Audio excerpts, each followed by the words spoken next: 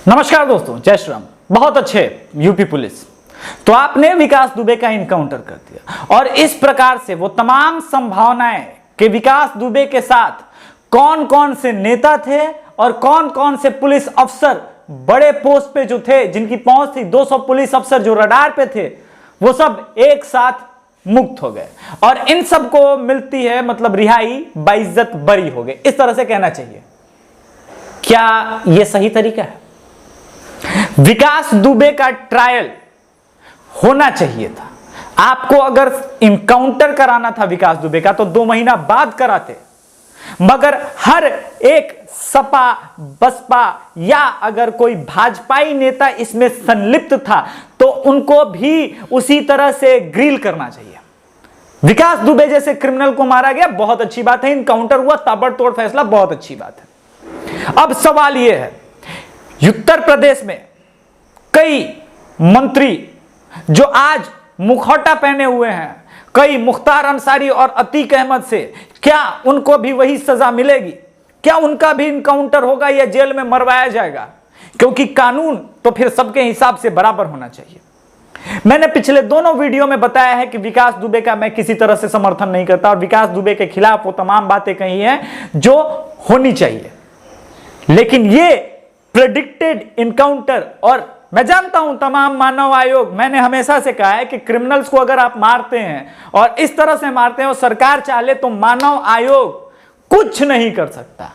ये वो सरकारें हैं, सेकुलर सरकारें, जो डरती रहती हैं मानव आयोग के नाम पे, और ये क्रिमिनल आतंकवादी हमारे सीने पे चढ़ के गोलियां दागते हैं। योगी सरकार जैसे मजबूत सरकार ने बताया है कि सरकार चाहे तो कोई गुंडा डॉन नहीं है। सरकार से बड़ा डॉन, डेमोक्रेसी हो या कोई भी क्रेसी हो, उसमें सरकार से बड़ा कोई डॉन नहीं है। इसलिए विकास दुबे के इनकाउंटर की मैं पर्सनली, ये मेरा व्यक्तिगत व्यू है, मैं सराहना करता हूं। लोग आके कहेंगे कि भैया कानून नाम की चीज है कि नहीं, ऐसे किसी का इनकाउंटर कर देंगे क्या? लोग आके कहेंगे कि भैया कानून नाम की कोई चीज नहीं है क्या? सारे फैसले आउट ऑफ द कोर्ट होंगे तो फिर कोर्ट की जरूरत क्या है? पर क्या आपको लगता है कि विकास जैसे दुर्दांत अपराधी के लिए कोर्ट की जरूरत थी? और अगर थी तो पिछले 19 साल 20 साल से कोर्ट कहां था? ये तमाम सिस्टम, संविधान तो थे और उसके हिसाब से ये खेल रहा था। उसी तरह से जैसे मुख्तार अंसारी या अतीक अहमद जैसे लोग खेल रहे हैं या फिर उनके गुर्गे खेल रहे हैं। उत्तर प्रदेश सरकार में जरूरत है ऐसे दुर्दांत अपराधियों के खिलाफ जात पात धर्म देखे बिना ताबड़तोड़ इनकाउंटर। क्रिमिनल में मैसेज जाना चाहिए क्लियर कट, सरकार के आगे तुम्हारी गुंडई की कोई औकात नहीं है, हम नहीं बर्दाश्त करेंगे किसी भी गुंडे को।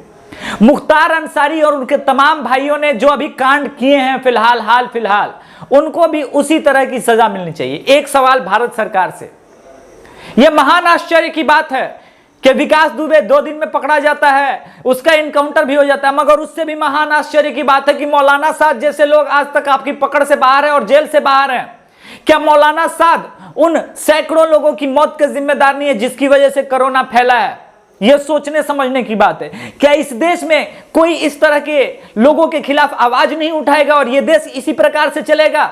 सेकुलरिज्म के नाम पे चाहे मोदी सरकार हो या कांग्रेस सरकार हो, एक खास विंग के, एक खास मजहब के लोगों को प्रोटेक्ट किया जाता है, डिफेंड किया जाता है। ये कब तक चलेगा इस देश में और हम क्यों चलने देंगे? हम पूछना चाहते हैं दोस्तों से। इस देश में मौलाना साद अब तक गिरफ्तार क्यों नहीं हुआ? मैं नहीं कह रहा इनकाउंटर करो, मैं क्लियर कर देना चाहता हूं, मैं नहीं कह रहा है कि मौलाना साद का इनकाउंटर हो, मगर मौलाना साद आज तक भारत सरकार की और तमाम पुलिस एजेंसियों की पकड़ से कैसे बाहर है? बिना सरकार के सपोर्ट के यह संभव नहीं है, यह संभव नहीं है।